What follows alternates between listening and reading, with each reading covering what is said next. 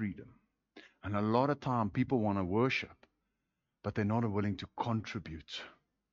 And therefore they lose their liberty. It's like going to a restaurant, ordering a steak, knowing I'm not going to pay. Knowing. They'll eat half the steak and then complain.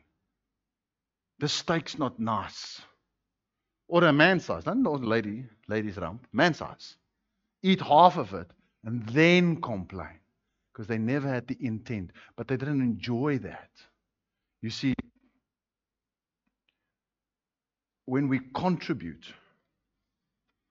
if you do not give,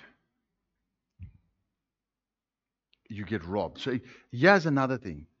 Your heart is a heart for the kingdom. Your heart is a good heart. You love the Lord. If you do not give your kingdom heart to the kingdom of God, okay, you will take your kingdom heart to something in the world.